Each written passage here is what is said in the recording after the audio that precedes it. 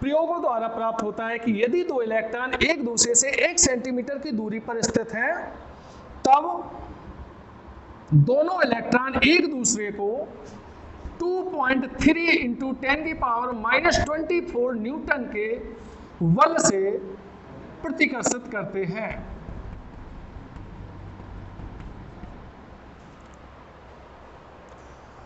अब ये बल गुरुत्वाकर्षण बल से की तुलना में बहुत अधिक है।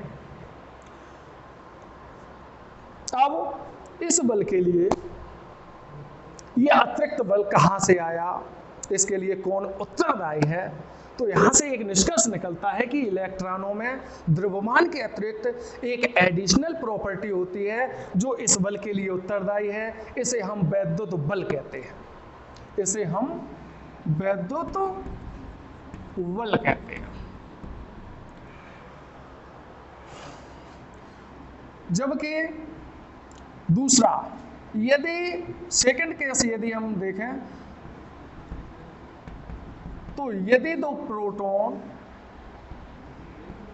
एक दूसरे से 1 सेंटीमीटर की दूरी पर हैं, तब भी दोनों बल एक दूसरे को 2.3 इंटू 10⁻⁻24 न्यूटन के बल से प्रतिकर्षित करते हैं।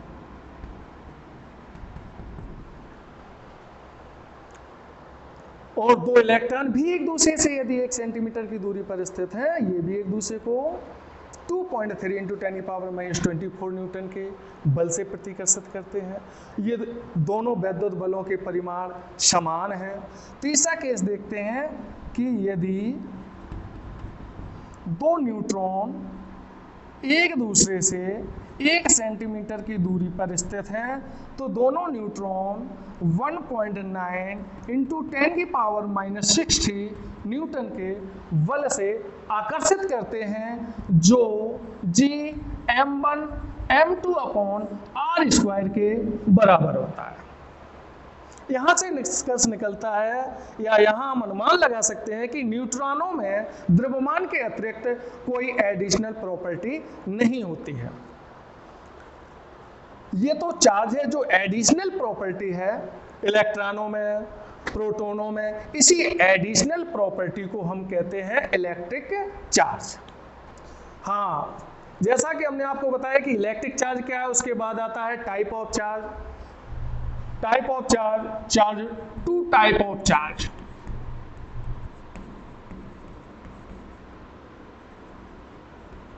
जैसा कि अभी हमने आपको बताया था कि थ्री मोस्ट फंडामेंटल पार्टिकल्स या एलिमेंट्री पार्टिकल्स इलेक्ट्रॉन, प्रोटॉन और न्यूट्रॉन होते हैं। इनमें से इलेक्ट्रॉन जो एक दूसरे से 1 सेंटीमीटर की दूरी पर होते हैं, तब इनके मध्य बल 2.3 इंटू 10⁻24 न्यूटन का कार्य करता है, जो इनके द्रव्यमानों के कारण फोर्स होता है उसकी तुलना में अत्यधिक होता है। इस बल के लिए कौन उत्तरदायी है? इस बल के लिए आवेश, जो इसमें एडिशनल मास के अतिरिक्त एडिशनल प्रॉपर्टी होती है, जो इस बल के लिए उत्तरदायी है, उसी को हम चार्ज कहते हैं। जिस प्रकार न्यूटन के नियम में गुरुत्वाकर्षण बल के लिए द्रव्यमान उत्तरदायी है, ठीक उसी प्रकार वैद्युत बल में वैद्युत बल के लिए इलेक्ट्रिक चार्ज उत्तरदायी होता है।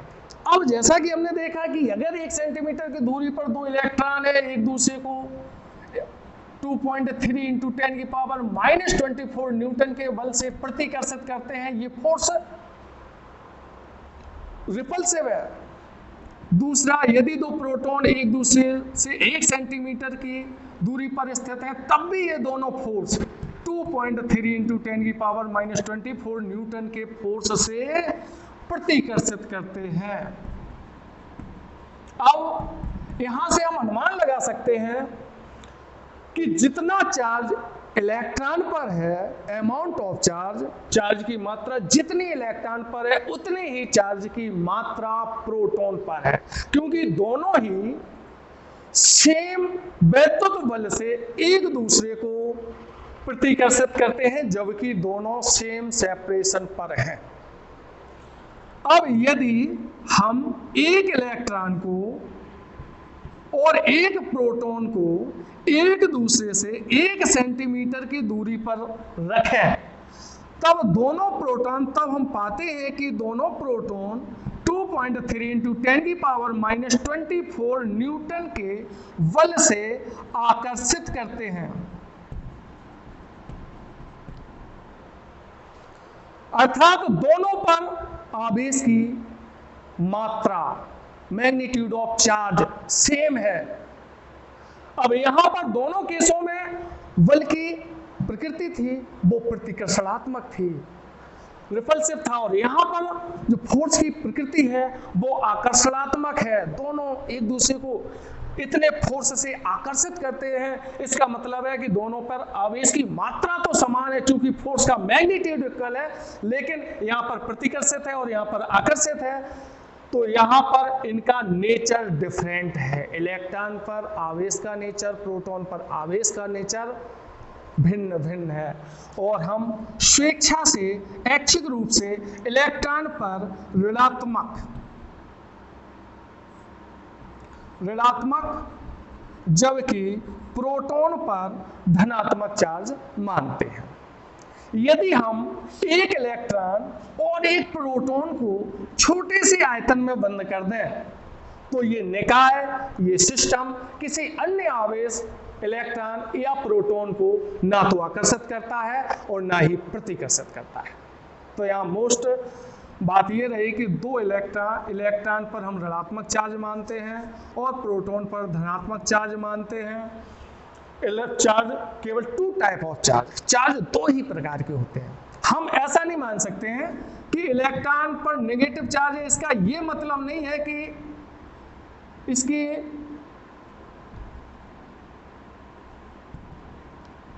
वैल्यू प्रोटॉन से कम है। ये केवल प्रकृति को रिप्रेजेंट कर रहा है, पॉजिटिव और नेगेटिव, इसके नेचर को बता रहा है कि ये ऋणात्मक है और ये धनात्मक है। ये एक दूसरे से कम नहीं है, दोनों में आवेश के परिमाण सेम है। बच्चों, unit of charge SI unit में चार्ज की यूनिट कूलाम होती है अथवा एम्पियर इंटू मीटर सेकेंड भी कह सकते हैं। अब आ जाओ properties of charge. Next topic आता है प्रॉपर्टीज ऑफ चार्ज, जैसे एडियाविटी ऑफ चार्ज, आवेशों की योज्यता का नियम। चूंकि आवेश अदिश राशि है, इनको हम साधारण अंकों की तरह एक दूसरे से जोड़ भी सकते हैं और घटा भी सकते हैं साधारण नियमों द्वारा। इनवेरिएशन ऑफ चार्ज, नेक्स्ट प्रॉपर्टी आती है इनवेरिएंस ऑफ चार्ज। इसमें मास का जैसा कि आपने 11th में देखा था कि मास ये रेस्ट मास हो गया जो वेलोसिटी पर डिपेंड होता है, v²/c²। यदि v चेंज होगा तो m चेंज हो जाएगा। m0 रेस्ट मास है, लेकिन charge independent of velocity, charge वेग पर निर्भर नहीं करता है। रेस्ट q रेस्ट में और q मोशन में बिल्कुल इक्वल होता है। कंजर्वेशन ऑफ एनर्जी, ना तो एनर्जी को क्रिएट कर सकते हैं ना एनर्जी को डिस्ट्रॉय कर सकते हैं, बस एनर्जी का एक फॉर्म से दूसरे फॉर्म में ट्रांसफॉर्मेशन पॉसिबल है। ठीक उसी प्रकार conservation of electric charge, electric charge, conservation of electric charge, charge ना तो उत्पन्न किया जा सकता है और ना ही नष्ट किया जा सकता है। केवल चार्ज का एक वस्तु से दूसरी वस्तु में ट्रांसफॉर्मेशन, स्थानांतरण पॉसिबल है। चार्ज पार्टिकल तो हम उत्पन्न कर सकते हैं और या चार्ज पार्टिकल को हम नष्ट कर सकते हैं, लेकिन नेट चार्ज ना तो उत्पन्न हो सकता है और ना ही नष्ट हो सकता है। नेक्स्ट आता है क्वांटाइजेशन ऑफ चार्ज। एक वस्तु से किसी भी वस्तु पर आवेश की मात्रा, न्यूनतम आवेश इलेक्ट्रॉन के आवेश के पूर्ण गुणज के रूप में होती है।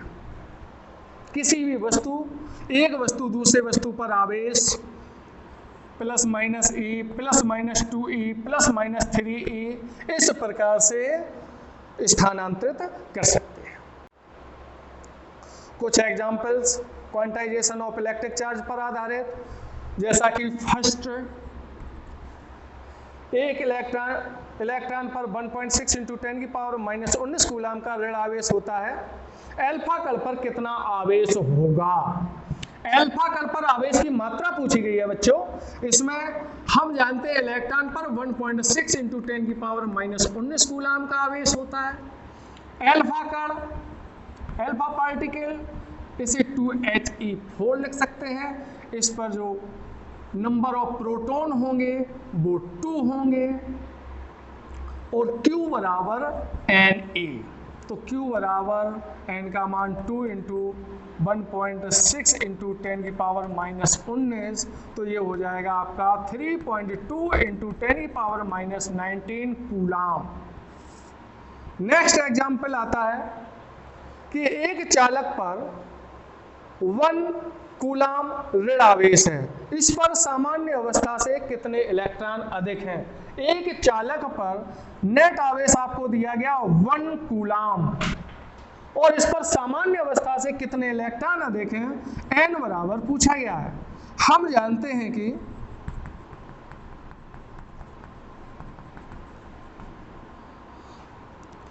Q बराबर Na, तो n बराबर हो जाएगा Q अपॉन E, n बराबर Q का मान 1, E का मान 1.6 इंटू 10 की पावर माइनस 19, तो n बराबर हो जाएगा आपका 6.25 इंटू 10 की power minus plus 18 electron.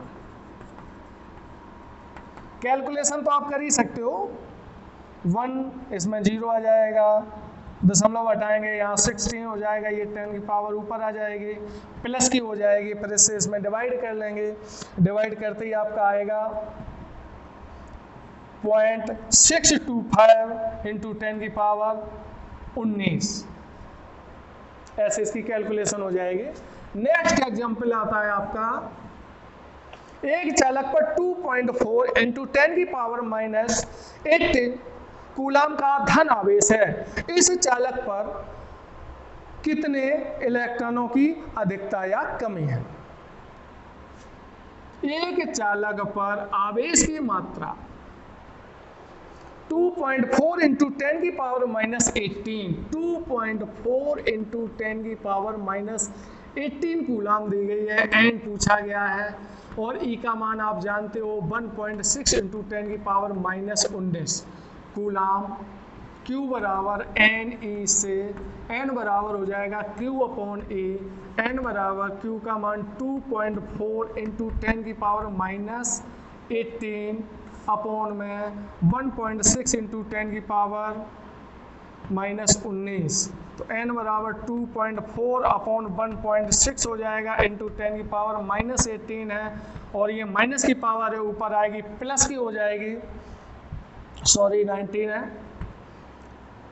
n बराबर 24 अपॉन में 16 हो जाएगा, यहाँ 10 की पावर 1 बचेगी, और ये बन जाएगा 3 अपॉन 2, यहाँ 10 हो गए, तो n बराबर, इससे इसको कैंसिल करके मल्टीप्लाई कर दो 15 इलेक्ट्रॉन। अब यहाँ पर एक सवाल और आगे पूछा गया है कि इलेक्ट्रॉनों की अधिकता होगी या कमी होगी। सवाल में दिया गया कि एक चालक पर 2.4 इंटू 10 की पावर माइनस 18 कूलाम का धन आवेश है। बच्चों, धन आवेश, ऋण आवेश, आपने दैनिक जीवन में देखा होगा कि आवेशन एक वस्तु को दूसरी वस्तु से यदि हम रगड़ दें, रबिंग करा दें, फ्रिक्शन करा दें, तो एक वस्तु, दोनों वस्तुएं इलेक्ट्रिकली चार्ज हो जाती हैं। एग्जाम्पल के तौर पर, जैसे हम गिलास रॉड को यदि हम सिल्क से रबिंग कराएं, सिल्क से घिसें, तो गिलास रॉड और सिल्क दोनों ही इलेक्ट्रिकली चार्ज हो जाते हैं। सिल्क, गिलास रॉड पर पॉजिटिव चार्ज आ जाता है, जबकि सिल्क पर नेगेटिव चार्ज आ जाता है। इसका मतलब ये हुआ कि गिलास रॉड से कुछ इलेक्ट्रॉन सिल्क पर स्थानांतरित हो गए। जब एक वस्तु, जो वस्तु इलेक्ट्रॉनों को डोनेट कर रही है, उस पर धनात्मक चार्ज आता है, और धनात्मक वस्तु का धनात्मक होना ये प्रदर्शित करता है कि उस पर इलेक्ट्रॉनों की कमी हुई है। और जो वस्तु इलेक्ट्रॉनों को एक्वायर कर रही है, जिस पर इलेक्ट्रॉन जाकर के पहुंच रहे हैं, जैसे सिल्क पर इलेक्ट्रॉन गिलास रॉड से ट्रांसफर हो गए थे, तो गिलास रॉड ने इलेक्ट्रॉनों को डोनेट किया था, और सिल्क पर इलेक्ट्रॉन एकत्रित हो रहे थे, तो वहां पर ऋणावेश हो गया, सिल्क ऋणावेशित हो गई।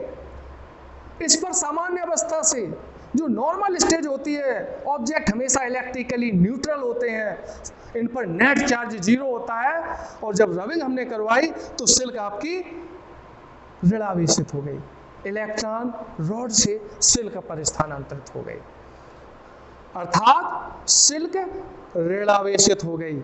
और ऑब्जेक्ट का ऋणावेशित होना इलेक्ट्रॉनों की अधिकता को रिप्रेजेंट कर रहा है।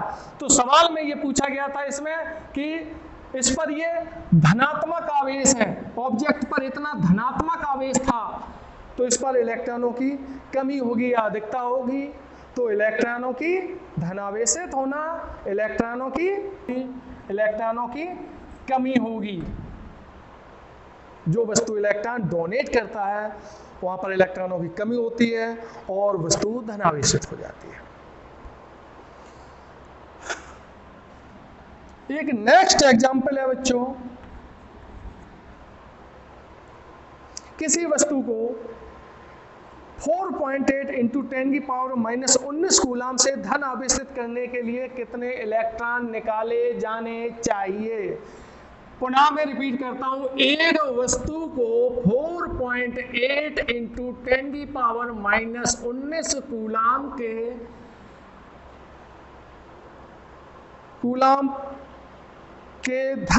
कूलाम से धन आवेशित करने के लिए वस्तु से कितने इलेक्ट्रॉन निकाले जाने चाहिए।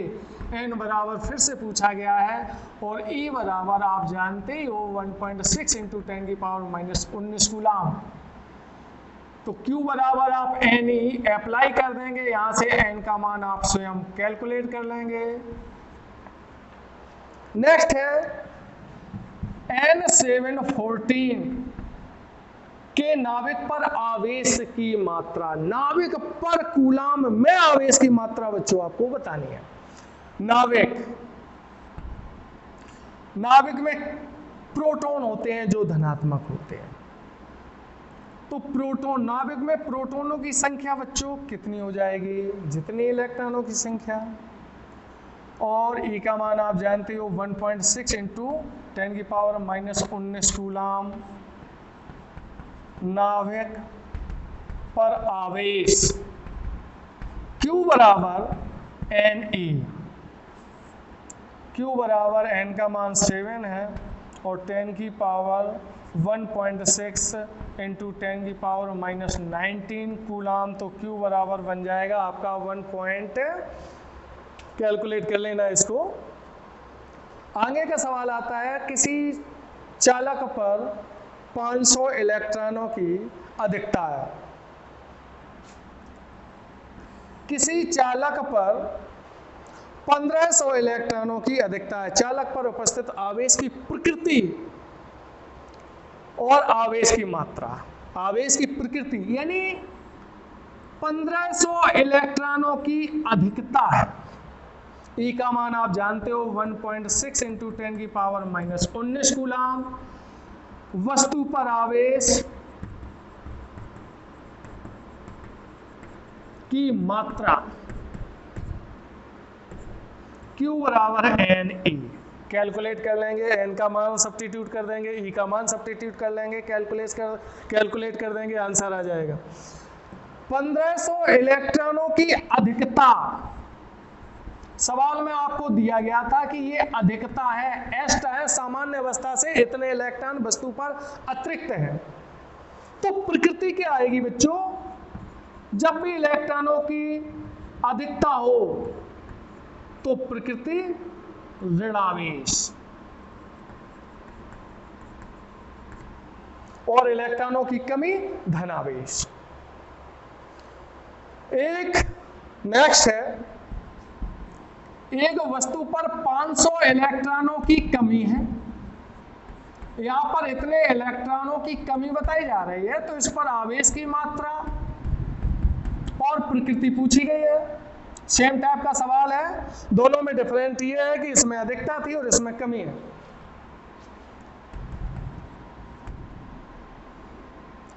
वस्तु पर आवेश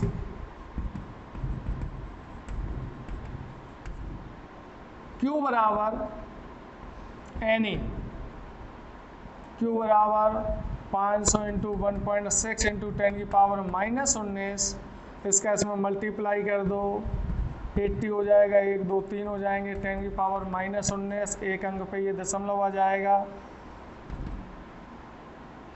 तो ये हो गया 800, 2 अंक दशमलव और लाओ, 8.0 इंटू 10 की पावर, 1 2 अंक आ रहे तो माइनस का 19 प्लस 2 कर दो।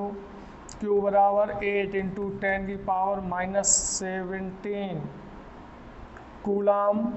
चूंकि इलेक्ट्रॉनों की कमी, और अभी मैंने जस्ट बताया था कि इलेक्ट्रॉनों की कमी धन आवेश को व्यक्त करते हैं, तो प्रकृति इसमें हो जाएगी धनावेश